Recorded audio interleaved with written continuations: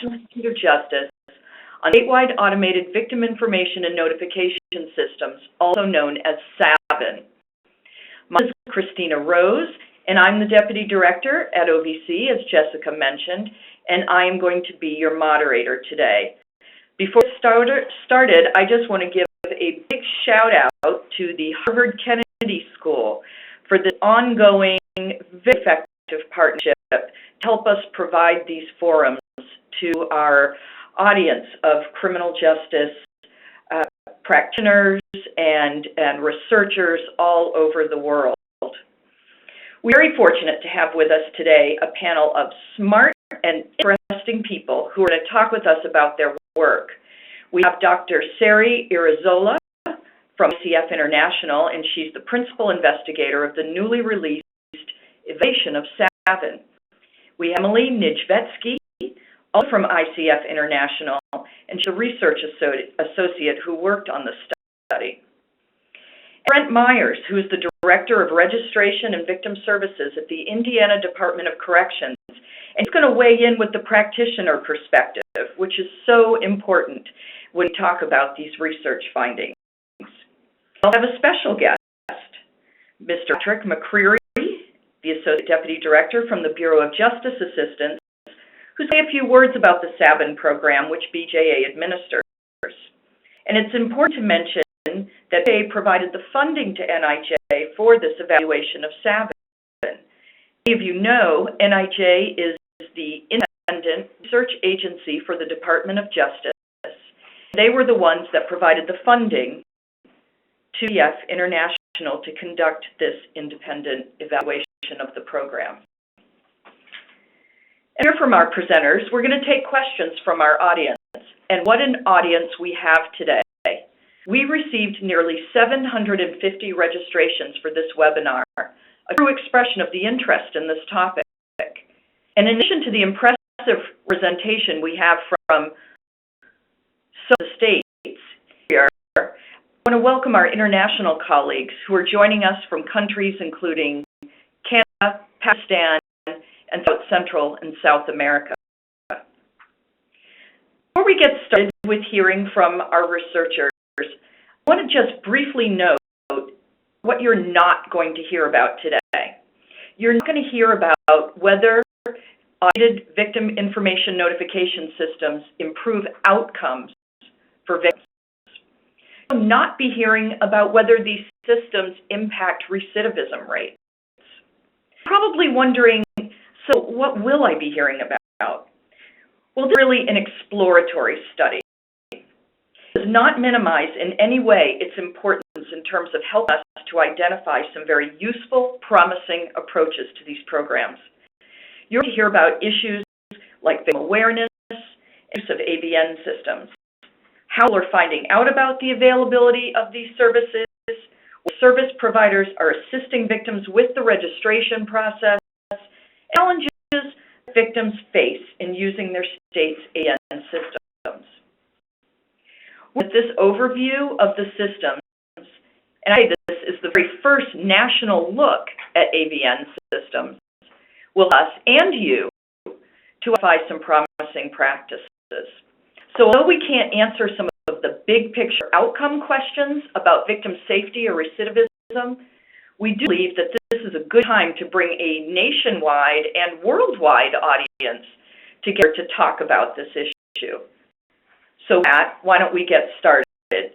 I'll hand it off to you.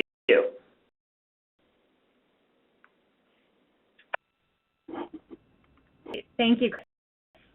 I'd also like to thank Bureau of Justice Assistance, Harvard University, and also just a special shout out to our National Institute of Justice Project Officer, Bethany Backus, who has been instrumental in helping us throughout the 4-year evaluation life.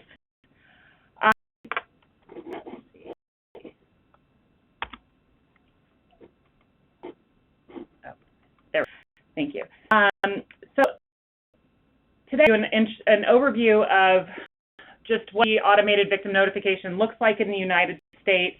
And then I'm going to turn it over to Emily, who's going to actually delve into some of the findings from our evaluation. But first to start, automated victim notification has been recognized as an essential right because it enables victims to exercise other rights, for example, to attend and heard and participate in the criminal justice process. Victim notification is a service that facilitates this right by providing near real-time updates regarding the status of an offender. Victim notifications actually started in 1994 and initiated after the death of Mary Byron, who at age 20 was raped and assaulted by her former boyfriend. He was arrested and incarcerated for these crimes, but someone posted his bail, and unbeknownst to Mary, he was released. Shortly after he was released, he took Mary and he fired 7 bullets into her chest and head at point-blank range. And at that time in the early 90s, there was no way for Mary or any other victims to know where their offenders were located in the criminal justice system or when they were released. So in 1994, Jefferson County, Kentucky became the very first county to institute automated victim notification for crime victims. Today, there's 47 states, Puerto Rico, and the District of Columbia have some form of automated victim notification. Notification works because of partnering agencies. The system works by having these partnering agencies, such as jails, prisons, courts, connect their data to an automated system that provides notifications. And each state system varies greatly. So some states may have only their courts online, and other states may have their entire Department of Corrections and maybe half of their jails online. Although many states have recognized that an ideal system would cover courts and pretrial detention all the way through parole release. In illustration, although the target users of these systems really is crime victims, the system also really is used by criminal justice practitioners, such as probation officers who are seeking out one of their offenders who hasn't reported, family of the victim, but also friends and family of the offenders as well. 90% of the states that have systems are open to the public, meaning that anyone with a phone or access can register against an offender. And the remaining systems are closed, which in most cases means that the person has to be designated a victim to register and or have a victim advocate register for that person. The triggers for notification typically include whether or not an offender is released, transferred, he or she has escaped, and also death in the case of custodial events. However, the triggers also vary greatly by state, depending on which criminal justice agency is participating, legislation, other factors.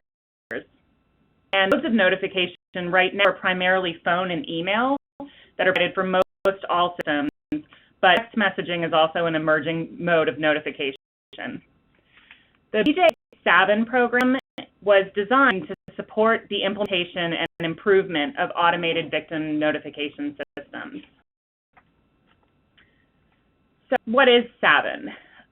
From fiscal year 2005 to 2011, CA awarded more than $60 million in Savin grants to individual states. The requirement for a state to receive Savin funding was that they had to be moving toward a statewide system.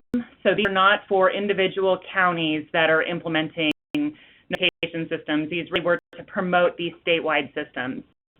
And they also put some requirements on the grantees, such as use of an advisory board or a governance committee to implement and ensure appropriate buy-in.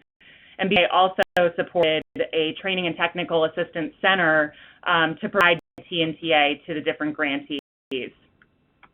For Savin actually have not been renewed since 2011, which has been very interesting in terms of seeing the sustainability efforts of the states, which we'll talk to a little bit. In 2010, MJ awarded ICF a grant to study the implementation of Savin and the effectiveness for victims of the Savin program. Of our evaluation was to assess the effectiveness of the programs for victims and provide useful evidence for states and counties. Our questions included how can automated notification programs be most effectively implemented, what components of automated notification work to meet the needs of victims, and programs most likely to sustain their efforts. Looking at in front of you gives you kind of lay of the land. How does a Savin look in the United States? So as of December 2012, this map provides a quick visual overview of the use of automated victim notification systems across the U.S. and those states' participation in the BJA SAVN program. In methodology, we had three phases of the evaluation. First phase was an implementation phase to really learn more about the landscape of automated victim notification in states. So we did a document review. We also conducted interviews with different vendors of the software. We conducted administrator interviews. So for SAVN programs, for BJA SAVN funded programs, there were individual administrators who were responsible for overseeing the different programs in the state. So we did 3 rounds of interviews with those administrators, and we actually also tracked down someone who could speak on behalf of the non-SAVN funded states and the 3 states who you saw shaded before who don't have any sort of automated notification. We also did a comprehensive review of the legislation to really try to understand how victim notification mandates vary by state. We looked at the use and experience of automated victim notification by victims. We had 2 main data collection efforts going on. The first was a survey of service providers, which was a survey of victim advocates and all victim witness coordinators. These 1,246 respondents responded to an electronic survey that we administered. We used the Office for Victims of Crime's database of victim advocates, and we populated it and used that as a frame. And then we also asked our victim advocates to forward to anyone else who may have or be able to address the questions that we asked on victim notification and the usefulness and what aspects of it were useful to the victim advocates. So there was a snowball in effect there. Our data collection effort was a survey of victims themselves. And for this survey, we had 723 respondents. We put a paper pencil survey in more than 200 victim advocates' offices, which allowed us to directly access victims to better understand their needs and their desires of automated notification. And also it allowed us to have a safe haven in the case that a victim needed immediate victim services, in the case that one of our questions posed any sort of re-victimization to the victim. Our analysis included descriptive statistics and simple comparison tests, so t-tests and chi-square tests, to examine the differences between the subpopulations. We call considerations for practice. This is really where we delved a little deeper. We did 8 case studies where actually Brent Myers from the state of Indiana will be the 3rd speaker today, and he's going to talk about Indiana's system, which was one of ours called out in a case study. We did our case studies on a variety of different indicators, including the types of marketing strategies, and sustainability successes, states in their technology, and then states maybe who had a dual open-closed system. And during this phase, we also created a list of the different kinds of cost considerations that were critical to operating and implementing each system. We certainly encountered some limitations. As discussed previously, each state looks very different, and they can define their statewide programs differently. A statewide system in one state may include having all jails online, whereas another state can say they have a statewide system and they have all of their jails, prisons, and community corrections online. So the definition of statewide was different by state. Over 80% of states provide notifications for jails and prisons, whereas just under half of the states actually provide notifications for courts and community corrections. And also a jail that is a state where they say their jails are online, it means at least one jail. It doesn't mean all of their jails. And in fact, many states have problems getting all of their jails online because of technological issues and also issues with getting the different kinds of software up and implemented with a different sort of case management system. So there's really no gold standard definition of a statewide system, as each state has their different needs and limitations with how they can set up their systems. So it was an evolving evaluation. evaluation. So because many states were in different implementation phases at different points in the evaluation, a snapshot at what we saw in year 1 looked really different than a snapshot in years 2 and 3. I also encountered some methodological limitations.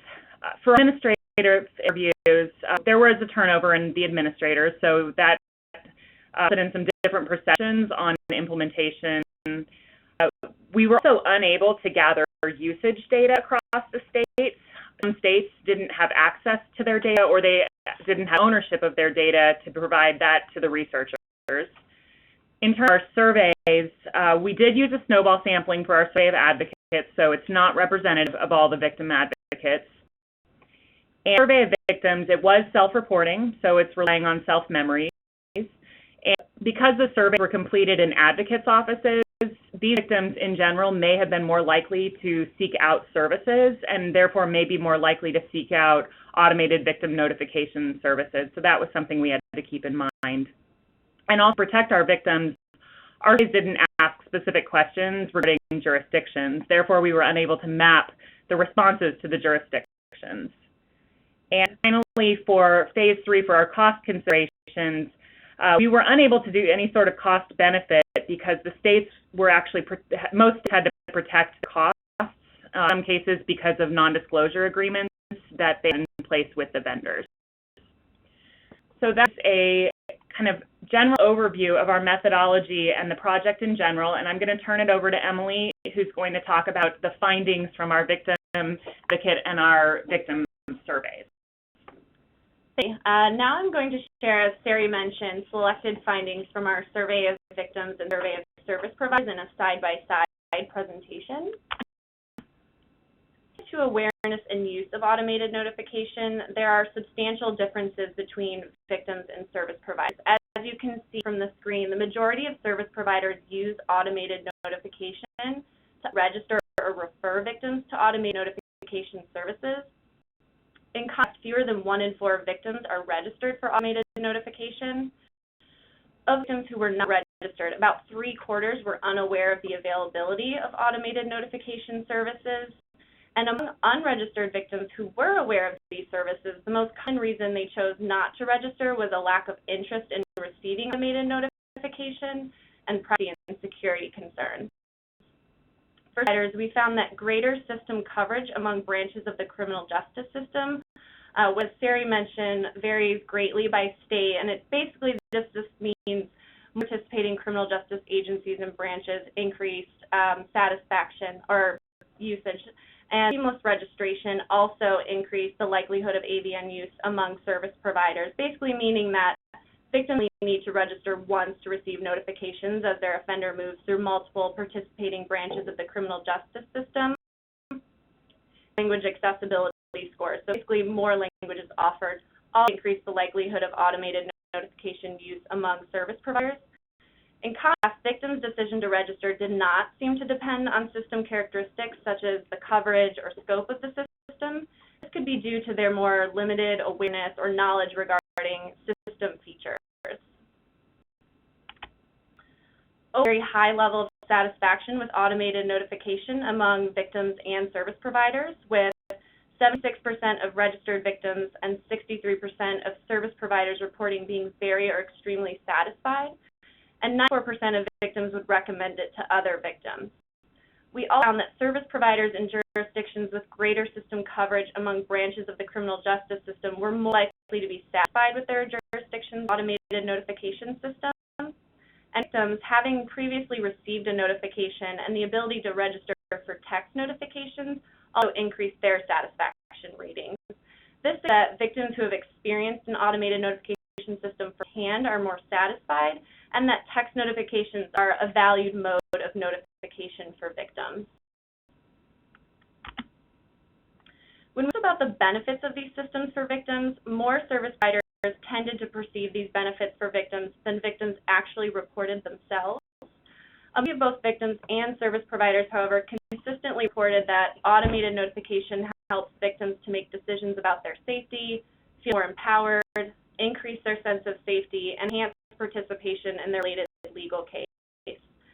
satisfaction findings, victims who received a text notification and those who have ever received a notification tended to report more benefits. In response to challenges, service providers were more likely to have experienced challenges than victims, and this may be due to service providers registering for multiple offenders. You can see while 18% of registered victims encountered at least one problem, over 1/3 of service providers are reporting the same.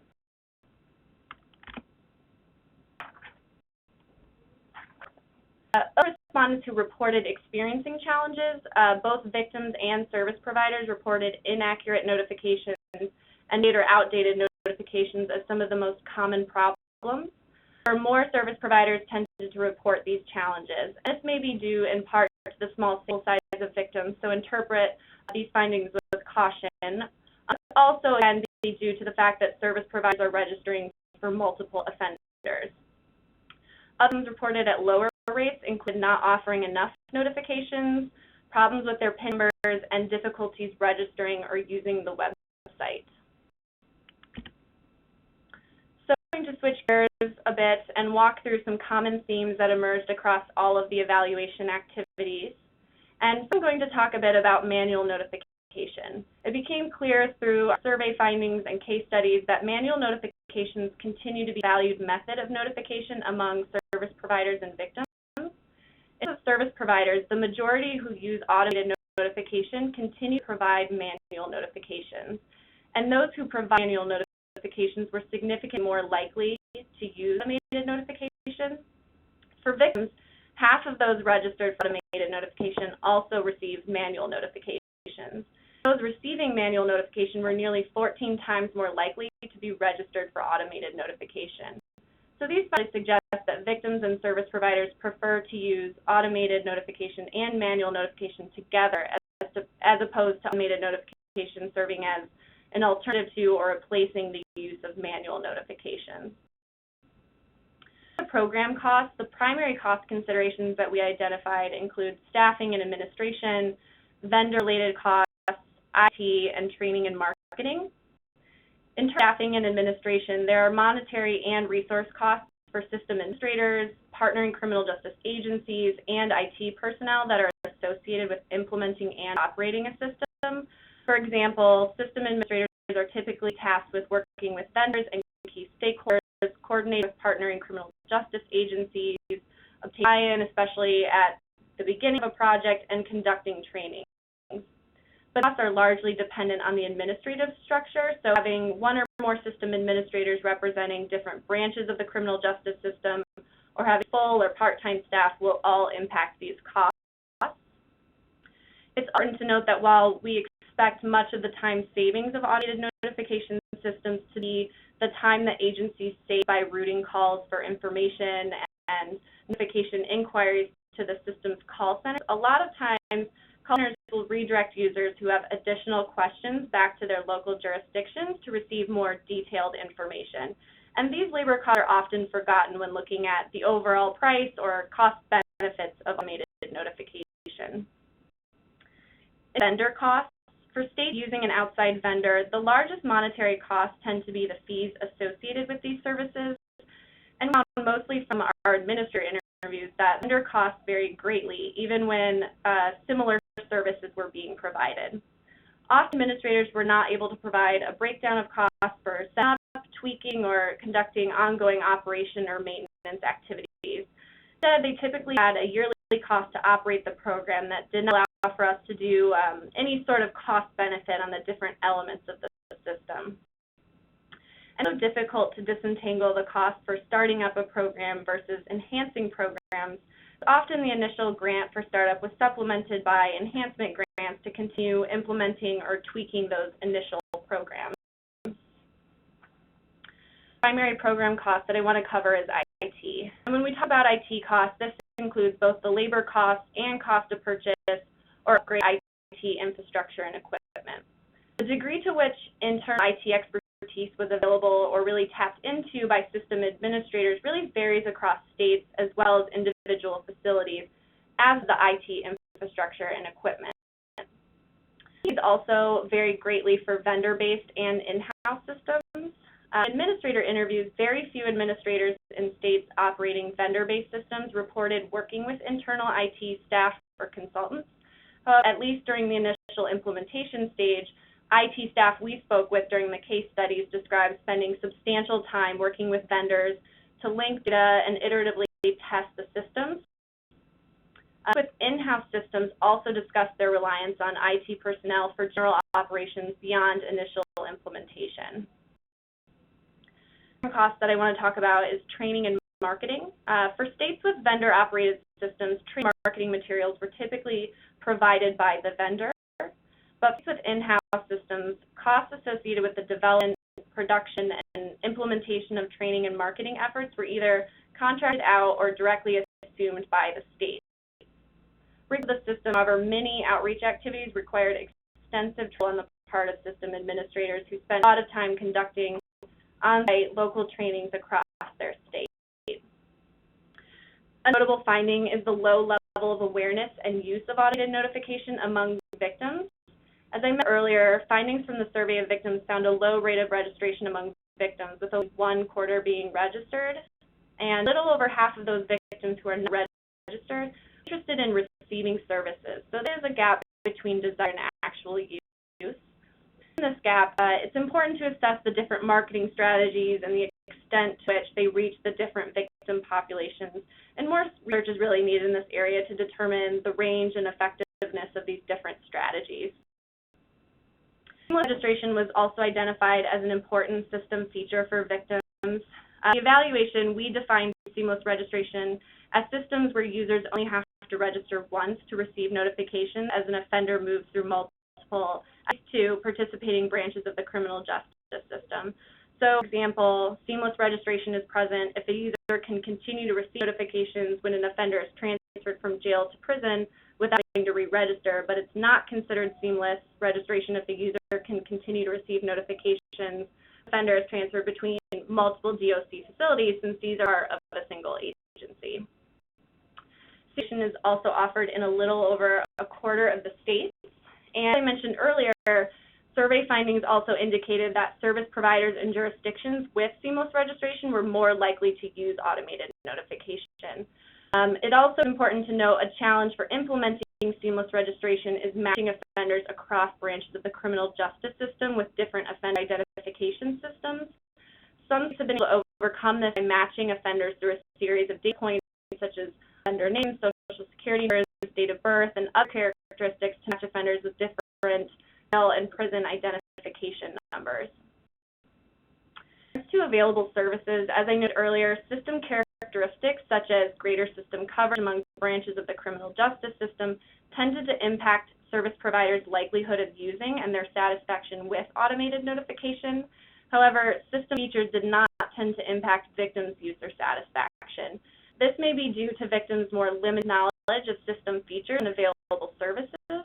For example, a victim may not realize that the system requires them to re-register when an offender transfers to another criminal justice agency, or that they might not be notified if an offender temporarily returns to the community on furlough. Also noted that this variation in services across jurisdictions, criminal justice branches, and individual facilities is confusing for victims, which has important implications for victim safety. To mitigate this, it's important to provide victims with additional information, such as details on the agencies that provide automated notification services, events that trigger notifications, release, transfer, any steps the victim must take to ensure that they receive an automated notification, such as re-registering in cases where there is not seamless registration, and who they contact if they require additional information. States also noted that additional information may be useful within the notification messages themselves, because some automated notifications may have too little incomplete or confusing information. For example, service providers and other stakeholders reported that in some jurisdictions, a release notification is sent instead of a transfer notification when an offender transfers from a facility providing automated notification services to one that does not. The victim is then left in fear that their offender has been released, when in fact the offender has been transferred and remains in custody. Recommendations to mitigate this issue are to have status change notifications specify the type of status change, and in cases of transfer the location where an offender is being moved. And participation by all branches of the criminal justice system is not possible. Notifications should specify when an offender is being transferred from a facility or branch that does provide automated notification to one that does not. And the notifications should also clearly indicate that the offender remains in custody and should provide information on the location where the offender is being transferred. Seamless registration is not possible. Transfer notifications should specify that the victim will need to re-register in order to continue receiving automated notification and should provide information on the registration process. Live person also emerged as an important element in providing comprehensive notification services to victims. States that offer live representatives in a facility or who have victim training are better able to answer questions and direct victims appropriately. And victims who called in their automated notification system also reported higher perceived benefits of automated notification, which may be a testament to the more personal nature of this feature or the additional avenue for acquiring information. Call centers can typically assist with registration services and offer offender status updates, but these call centers often redirect victims to local agencies when victims ask for more detailed information about a notification or for service referrals. So notification systems ultimately require someone at the local level to be available to answer questions and provide additional information and referral services. And it's also important to note that these services require time and resources and are important for states to consider in implementing and operating automated notification systems. So with that, I'm going to turn it back over to Seri to talk about what's next. So one of the things that we found at the time of the evaluation was that many of these states had a very heavy reliance on federal funding, and in particular, the SAVN funding that was provided by BJA. So since this pause in funding since 2011, the states have been really continuing to try to seek additional funding streams, and some of them have come kind of unique modes of supplementing this funding. So offender fees, making a high cost for offenders to make their phone calls while they're in jails. And states are working hard to try to find more efficiencies in their systems. Our final report has just recently been released, and so there's the URL that you can also find on the National Institute of Justice's website. And if you have any questions or comments about the evaluation, the methodology, or any of the findings, you can feel free to contact myself only. And now I'm going to go ahead and turn it over to Brent Myers.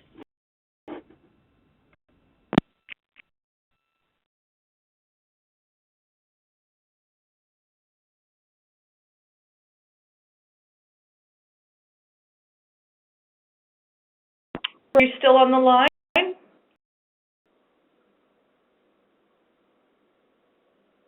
Okay, so we may have lost Brent, but we will figure out how to get him back. And in the meantime, I'd like to ask Patrick McCreary from the Bureau of Justice Assistance a few words. Thanks. On behalf of BJ's Director, Denise Arnold, we're pleased to participate on the webinar today. And as has been mentioned, the Bureau of Justice Assistance does administer the SAVN state programs. So Congress, support from Congress did in 2011, we're very pleased to have that provide training and technical assistance for SAVN grantees, and comes from the National Criminal Justice Association as well as the IJUS Institute. And the best way for anybody to online is just to go to savnonline.com, .org, savnonline.org for that information. I will say we're particularly pleased to work with NIJ and appreciate the opportunity for a third-party, independent, descriptive analysis of this program. It's a complex endeavor, and we've worked closely with state.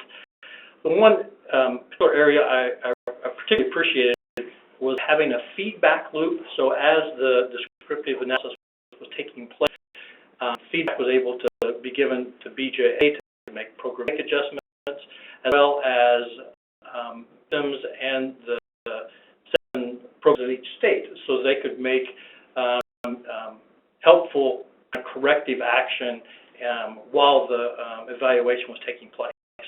So pleased to be here today. And I do believe that we have Brent Myers back. So, Brent, your timing is good. We'd like to turn it over to you.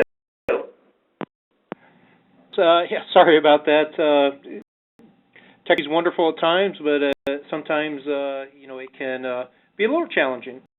If we could go to actually the previous slide to the common themes, so the challenges.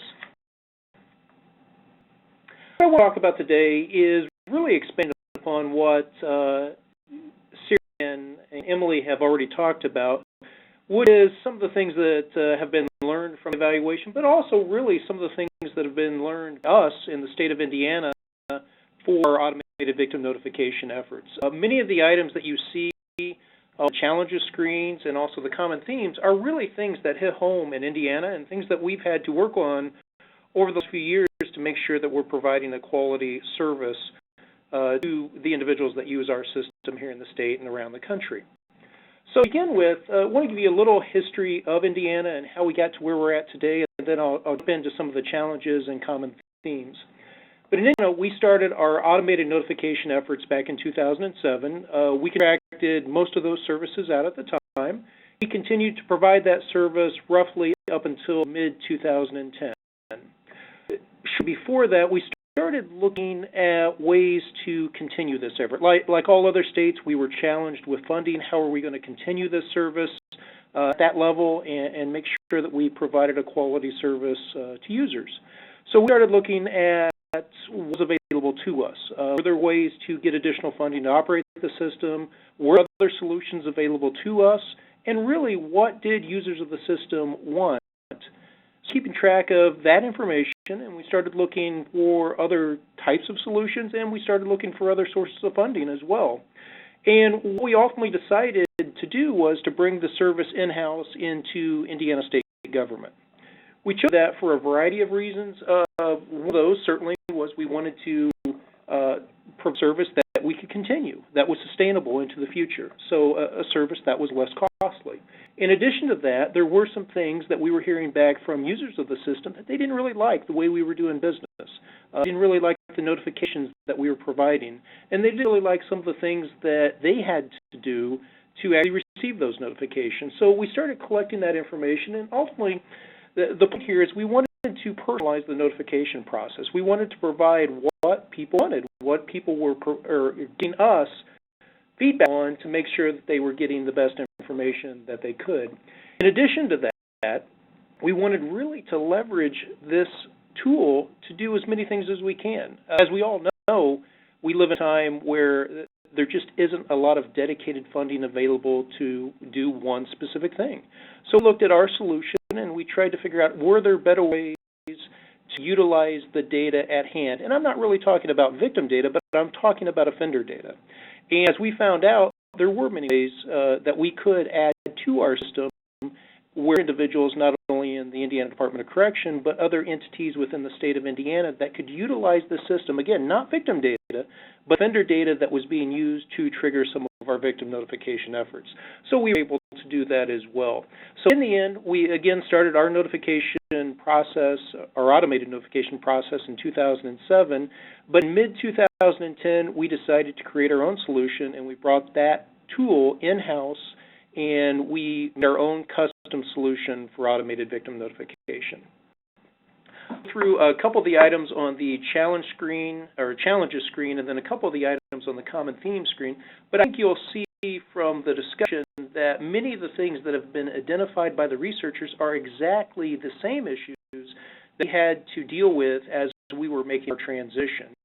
Anybody looking to either create a system today, enhance a system, maybe looking to enhance what you have or do it yourself, much like we did, each of these items are going to be very important in what you're trying to accomplish. So first item, inaccurate notifications. One of the things that we've learned over the last 3 years plus is that you run into inaccurate notifications. And one of the challenges there is you need to make sure to get good data from whoever is providing that data to you. And you need to make sure that your system understands that data and is able to provide it back in an effective, efficient way to the users of the system.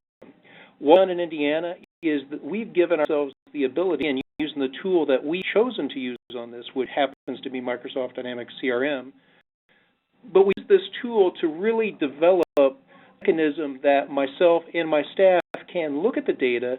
We can see what notification is occurring, we can see what that notification is occurring, and then we can make adjustments to that. We have the ability to actually audit individual level data points within our system. So if we see a situation where something looks unusual or odd in the notification path, what we do is we can look back to see where that data came from. I can see the actual data stream. I can see the source of the data. And then if there are issues, we can refer back to the original provider of that information to make sure that we're providing good notification. So as we go forward with addressing some of the challenges, one of the bigger challenges is to have effective notification, you need to be able to look at and analyze the data that's being provided into the system. And if necessary, you need to be able to make modifications to that. So tools to do that would be a very important element of any system going forward. Notifications, that was something else that the folks in the state of Indiana reached out to us and asked. Were interested in additional types of notifications. They wanted notifications on additional types of activities within the Department of Correction, and additional notification options for community notification as well. And today we have roughly 49 different triggering events for notification in the state of Indiana. We often add additional ones to that. We have a couple more planned as we speak today. When we first started this a couple of years ago, again going back to 2010, we had significantly fewer than these. So we were able to add additional types of notification. But again, any system going forward, something that will help users of the system. It's what victims, it's what individuals that use these systems want. And at the same time, I think going back to some of the things that Emily mentioned a few minutes ago, a system that provides good information and it's easier to use will likely be more useful to the folks, again, that use that system. Moving to the next item, trouble with PIN. We had these same concerns prior to our transition into our current system. Challenging. We had individuals that would call us and say, I am the victim, I don't have the PIN, I can get the notification, what is the notification? On the other, we had individuals that would call into us and say, I've been receiving calls over and over and over, I can't stop them, I am the victim, I have the notification, but I can't stop it. Maybe they got it from a third party in the annual notification piece. So in Indiana, we've actually went a different direction with that. We don't require a PIN at all. We make notification, if you will, through phone calls. Individuals, and I'll explain a little more in detail what that means here in a second, but we've tried to eliminate the challenge of having an individual remember a PIN, keep a PIN, whether it's on a refrigerator or other phone, that can be challenging. So we've addressed that by not requiring that for our notification efforts. Skip the next item, but I'm going to move over to the difficulties using the website to check offender status. As we'll get into, certainly using social media and websites and other technology types of tools, we have to be careful not to keep our tools static. It's one of the things that we were very fortunate to be able to do with our system that we have today. We leverage anything that's new and exciting in the market, whether it's social media, whether it's a Facebook posting, whether it's Google Plus or something along those lines. But what we're trying to do is we're trying to leverage what people use today and how they want notifications. So individuals go forward with either expanding their systems, redesigning their systems, the case may be, make sure that new technologies come to play, because that will be the way that individuals are interested in receiving notification. The next one is delayed or outdated notification. I touch upon something, two respects here. One is when we made our transition to our system, we had a lot of bad contact data. So we decided to take a different approach in how we do notifications. In the past, we would ask individuals to either provide an email address or a phone number, and then if there was a custody status change for an offender that they're interested in receiving notification for, we would send out notification. Only what we found out is people change phone numbers quite frequently. They create new email addresses. Maybe they don't use the old email address anymore. So we had a lot of outdated notification options available to us, and we weren't really getting our notification to the individuals that needed notification. So instead of just requiring one data point to be in our notification system, we instead started asking for many data points. So when individuals use our system, we're going to ask for all the phone numbers that are relevant to them. We're going to ask for all the texting numbers that are relevant to them. We're going to ask for all the email addresses that are relevant to them. We're going to ask for a snail mail or a U.S. postal address as well. And we use all those to make sure that we get notifications. In our particular case, we allow individuals to sign up for different types of notifications to be received in different types of ways. So, for example, an individual that's registering for somebody, they may decide to receive release notifications by phone because that's a more immediate type of notification, or a transfer notification to another secure facility, maybe they receive that by email. We give them that ability, but to try to prevent this outdated notification, this delayed component, because we're looking for that contact information, we're actually trying to accomplish that by collecting additional data points. Move on to the next slide, please. Now we'll address a couple of the common themes. As you heard the researchers mention, states still use some form of manual notification in addition or to supplement their automated notification. We are different in Indiana. We still do manual notification, and I think there will always be a place for manual notification in an automated model. It sounds a little odd, but I think it's necessary. And I'll give you a couple of good examples of that. We, in our Department of Correction, have individuals that we plan to release. They reach their release date. However, they have detainers or warrants for other jurisdictions. So, yes, we are releasing those individuals, but in reality, they're going to another location to either serve time or to go through the justice process in that location. In the past, we had no mechanism to provide that notification accurately to those individuals. So in other words, when we got to the point where an individual was being released, we would have sent out a release notification. With the system we have in place now, we've analyzed that to, I guess, a more significant degree and have created what we call backdated events and detainer events. They're not automated notifications, but what ends up happening is my staff would get notified that there's an individual that has a detainer, or it's a backdated type of an event where maybe there was an immediate release to court, and they can go in, they can research the information that's needed for the notification. They can create something spontaneous or on the fly that provides some kind of a unique notification, and then that goes into our automated notification system. So in our approach, we actually do manual research to create automated notifications, and I would argue that no matter what system you create, you're going to end up with some level of that. Now, I think what the researchers were really getting at is that we have systems where people are more comfortable with manual notification. Maybe you have a law enforcement agency that wants to go out and provide that notification in person. And we've seen those types of situations as well, and I would expect that they will likely continue in the future. So I think one of the common themes in any automated notification discussion is that truly there is no purely automated notification system. It's always going to be some combination of manual and automated notification. Program cost. Again, kind of going back to our example in the state of Indiana, we were looking for ways to lower costs. So I'm going to give you some suggestions on how to do that. A lot of solutions available on the market today that could lower your cost. We all receive automated notifications in some form or another, whether it's a library book that's due in a few days. That's an automated notification. We're likely to receive that either via email or maybe even a phone call. You may have kids in school. Maybe their cafeteria fund is closed. So instead of taking money into the cafeteria and buying a meal, maybe you get a automated notification that says you need to add money to your child's cafeteria fund.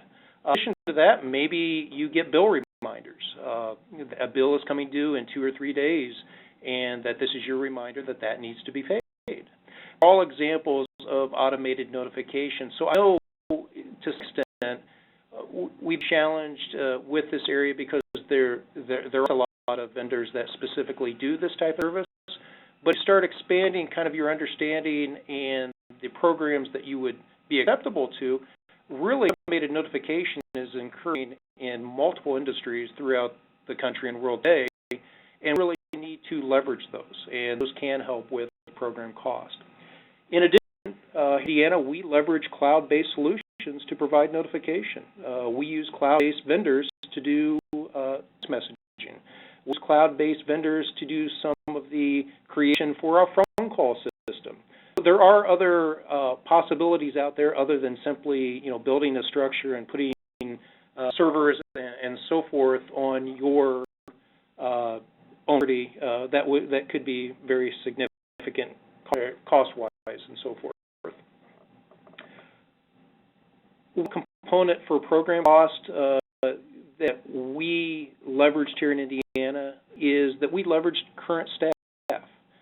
So, we do phone notification as one of our components in addition to email notification in addition to text messaging. Our phone call notification actually is by live operators.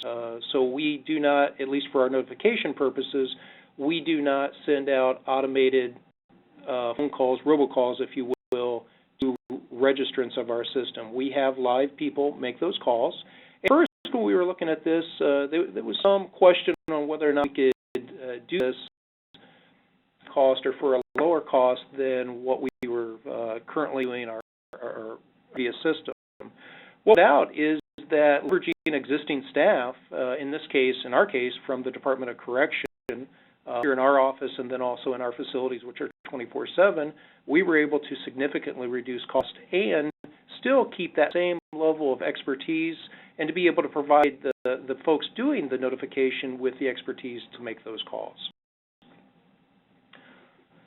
Real quickly, just moving down the list, registration. Here in Indiana, again, we understood that was a common theme, and our approach to that is once an individual is registered in the system, they should always be registered in the system.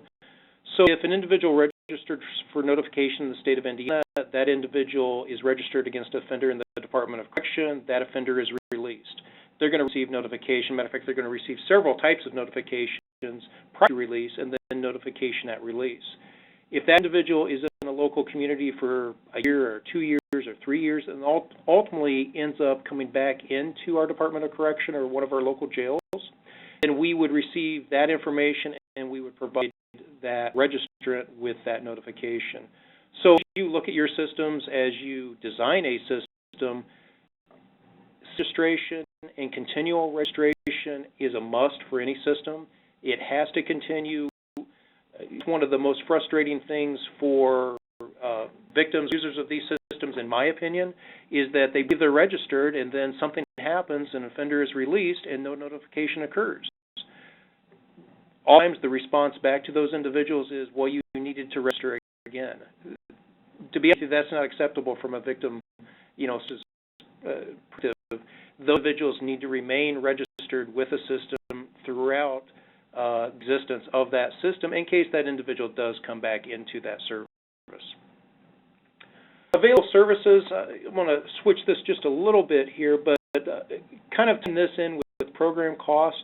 I mentioned this early on that we use our system for a variety of purposes. Certainly, and most importantly, we use it for victim notification, but also realized that the data that's used to trigger that notification is valuable. So in addition to victim notification, we also use our same system to do sex offender registration notification. We provide NEEM conformant data to a state kind of IEPD effort to basically a data warehousing effort here at the state level. We also use this system to provide notification to courts and to local law enforcement and to other individuals. And all these things have helped us reduce cost in our programmatic efforts. But at the same time, it's ensured that we still have a victim notification system, and a victim notification system that's not only self-sustaining, but growing. And I'll just touch on the final point at the bottom of the screen before I hand this back off to the moderators. But contact with a live person, it's crucial, and I'll give you an example of why this is crucial here in a second. Again, we do live calls when we make our notification to individuals that use this system that have requested a phone call. That because we believe that it's easier to communicate, obviously, with a live person. You get better information, you get more details. I want to give you an example of something that happened early on when we first launched our system. I was personally doing notification calls. I wanted to get more exposure and more experience with our new system, obviously to make sure everything was working. But we received a notification that an individual was being released from one of our local jails, be in Indianapolis, Indiana, and Marion County. The individual was being released, and I made that phone call, that live phone call from our system to the individual. So I called, didn't believe me. Simply did not believe that this individual was being released. In fact, he said, we had wrong information. It wasn't accurate. There is no way this individual was released. On the surface, that may be a normal response, especially if someone assumes that the individual received a long sentence and so forth. But in this particular case, it was a law enforcement officer. So we're making notification to a law enforcement officer, and in this particular case, his spouse was the victim of a crime. So the individual that was being released was obviously the offender in the situation. Well, in this particular case, the individual said, we cannot possibly be right. He had just left the jail. The individual was there. Was this right? It was false, and your system had made a mistake. I was going to follow up with that, and I did, and I called the jail, got in contact with him. I encouraged him to do the same thing. I ended up calling the jail, got information, and wouldn't you know, actually he was released. Matter of fact, he was released about 5 minutes after this individual left his shift. We get the information to the individual. He made the same call I did. He received the information, and then he took the appropriate safety precautions with his spouse. The key to this is that if that was not a live person making that notification, he would never have called his jail. He would have never have known that that individual was released, and he would have never taken safety precautions to ensure the safety of his family. Through my phone call, I was able to communicate with him. I was able to provide him with the information, and frankly, I was able to convince him that the information was correct, and I was able to check on it. And able to do that using live operators. Again, we all have different preferences on how these systems work. You get that same level of information through a robocall. So I'm an advocate for using live individuals to make notification calls. Before I hand this over, I do want to make one more point, and this is really just for individuals out there that are designing systems, enhancing systems, thinking about doing this on your own. If you're not aware, and it's really not a part of this presentation, but I want to put a plug in for it as well. There is something called the SAVN IEPD. It's a NEED conformant standard for victim notification, for transferring information from a data provider to a victim notification system. I would encourage each of you, and again, this isn't really the forum to talk about this, but I would encourage you, if you're looking at a system, you're going to expand the data in your system, that you require your vendor or you require yourself, your own entity, to make sure to consider the SAVN IEPD. There were folks that were put together by the Department of Justice to look at this issue and ultimately to help design the SAVN IEPD. There are several jurisdictions. Montana is one jurisdiction. Indiana is another that have used the IEPD. I believe there's several others that are in process of piloting it as well. But again, this is something that helps standardize this effort and will allow you to provide better service to individuals in your local communities. Again, if anyone has any interest in Indiana, certainly we're always open to discuss our efforts. I would really encourage you to read our case study, along with the other 7 case studies that were done, and the report in general, just simply because it has so much good information on what's really out there, what people are doing, and how they're doing things as far as automated notification goes. Very much. Thank you so much, Brent. I want to thank also Seri and Ellie for their presentation. And now, great time for those of you who have burning questions to send those in to us, and we will be scanning those as they are coming in. I wanted to comment quickly on something that Brent mentioned. I spent some time as a victim advocate very recently. Kristina Rose, your moderator, forgot to say that. And the importance of having a live person be able to not only proactively make some of those manual notifications, but be there to respond to the questions that folks have. I did get a call once from a victim who was terrified because he had received a notification that the offender had been moved.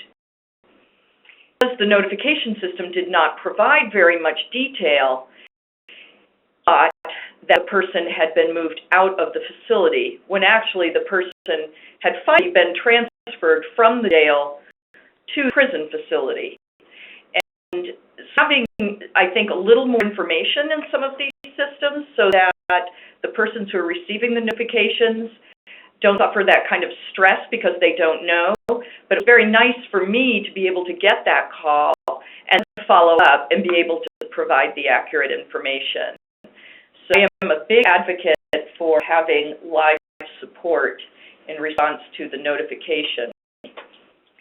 So starting to get some questions coming in, and I get a question,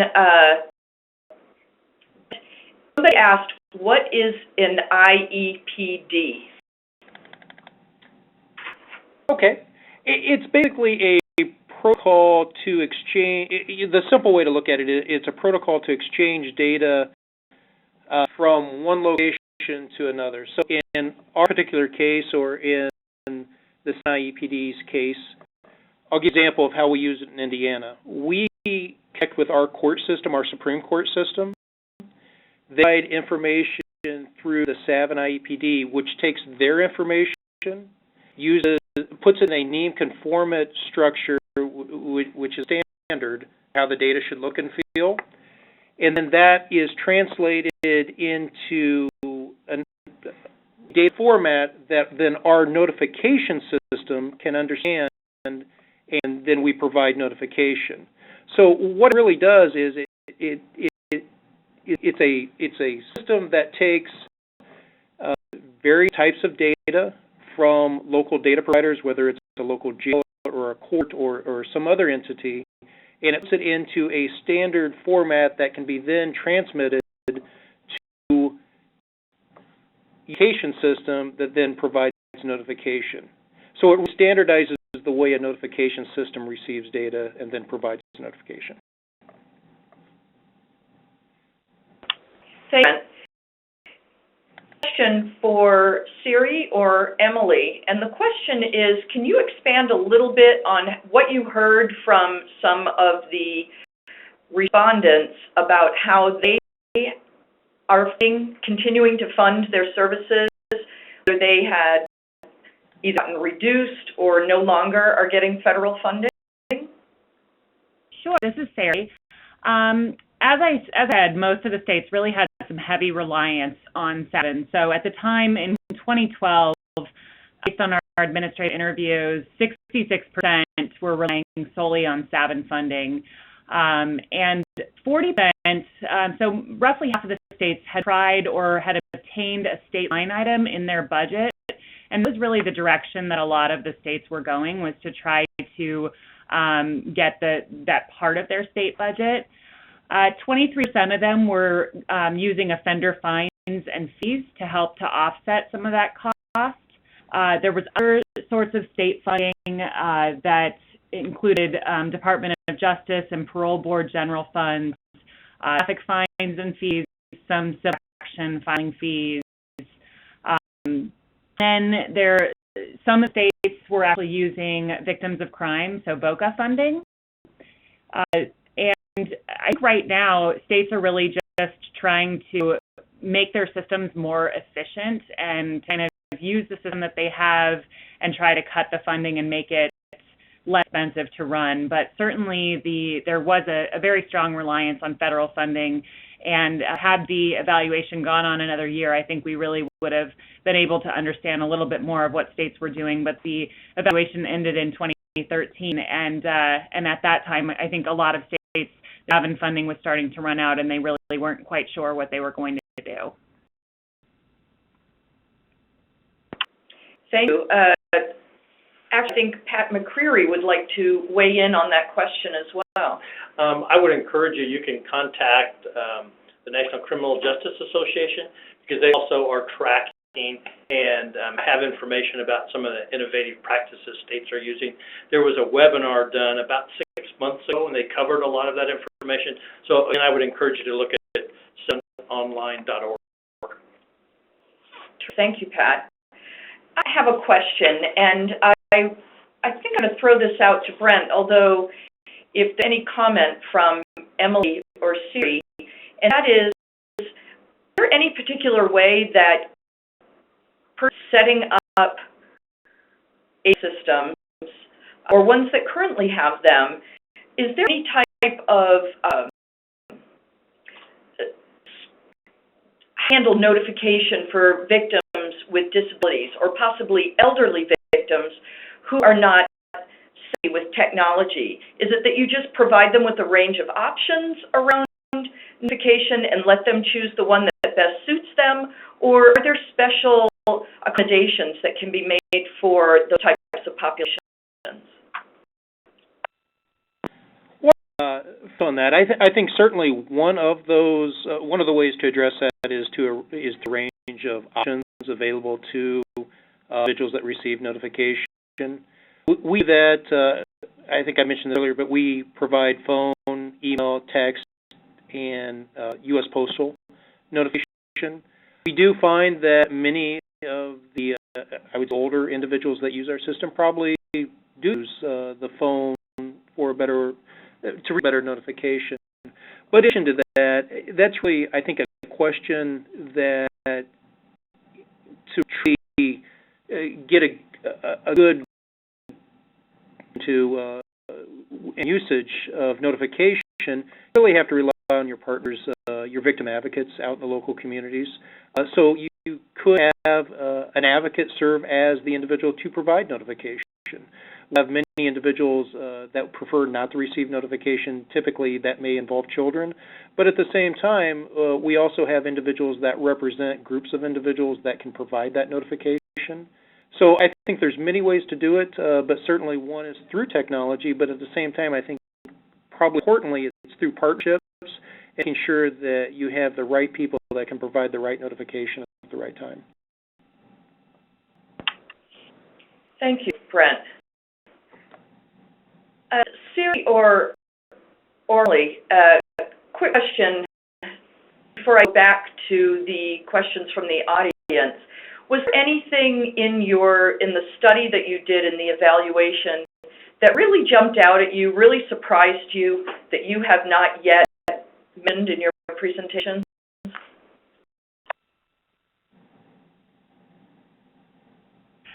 So this is Seri.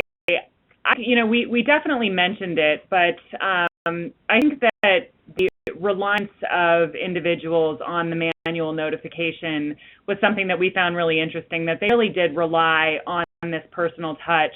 And this was particularly for victims. We know that there are a lot of different users of the system, but if you're trying to tailor your system for victims, then it really is important to have some sort of manual notifications be made, not just kind of these robocalls. But in terms of our notable findings. Can you think of any? I would just add to that, and especially in thinking about the manual notification piece, that a lot of states are really kind of thinking about this in different ways. I know in the case studies we called out Virginia, they kind of have a dual notification system where their main system is open to everyone, but the Department of Corrections, they've kind of isolated a closed system so that they can provide more specialized services to victims. They know who their users are. And so I think even if you're using a vendor-based system or if you're doing it in-house, you can really tailor a system to your needs and really prioritize based on what you think the victims in your community want. And so it's really great to see that some of the different sites that we went to were really customizing their programs to do really meet the needs of victims. Yeah, this is Seri again. That just kind of jolted my thinking. One of I think the big findings that we had, and this is probably not a surprise to anyone who really measures collaboration, but we found was that the strength of the program was highly dependent on the administrator and how devoted they were to the project and how much energy they put into it. We interviewed some fantastic administrators who really were the champion of Savin behind their state, and they were driving county to county, trying to get individual jails online. They were helping to market really innovative ways to get this, to get the marketing message out there to Savin. One of the administrators we spoke to had told us that they were going into all of the candy shops and the CVS and other kinds of drugstores after Valentine's Day, and they were asking these stores to donate teddy bears, and they were actually writing the automated victim notification phone number on the ribbons of the teddy bears, and they would take those to the domestic violence shelters and give them to the children. And so I think that, if you have someone who's very strong, such as Brent in Indiana and many others who, as I'm looking at the list of those who are on the phone, who we spoke to, having a key administrator who is really going to champion this program, be the voice behind this program, and be the advocate of this program is really critical to the success of the program. So much. I just want to direct your attention to the computer screen. We have put up 3 polling questions and would love it if you could respond to that, and we will know what we learned.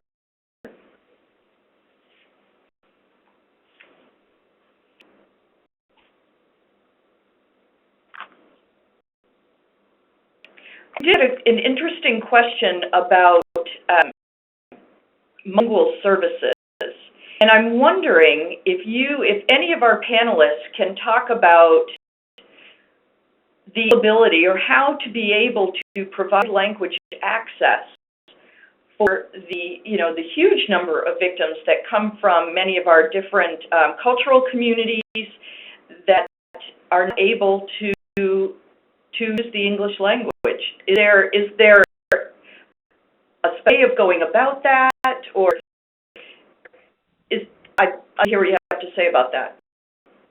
Sure. As part of some services, there are translation services that are provided, and they have folks on call who can be there to speak to someone when they call into a system. But I know that a lot of the different administrators had discussed with us the need to really translate these services both on the website and allow for more accessible features that would really play to more cultural competencies. And we haven't really seen we didn't see a lot of movement, though, in how states really thinking about going about that population. Puerto Rico is one of the states that is a Savin-funded state, and most of their information was also translated in Spanish. But I think it gets much more difficult as you have these other populations where there's just a much smaller percentage or number of them. So this is definitely a challenge, and it could potentially be a barrier to victims who need to register but really don't understand how to do it. In those cases, they would probably reach out to a victim advocate who could serve as a translator, but even then, it definitely poses a barrier to registration and really using the system.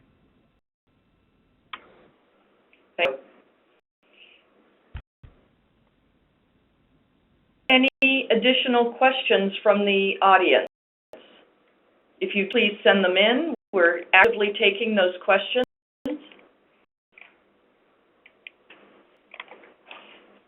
Do you have anything you would like to add that maybe you didn't get an opportunity to say earlier?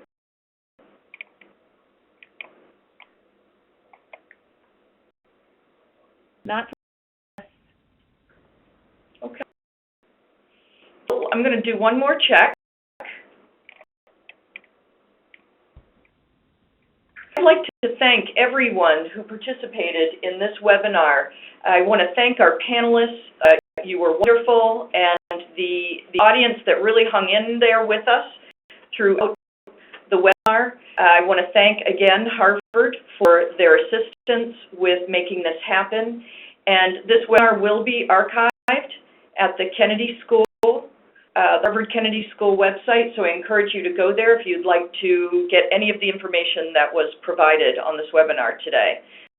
So on behalf of my colleagues here at the Office of Justice Programs, I'd like to thank you all.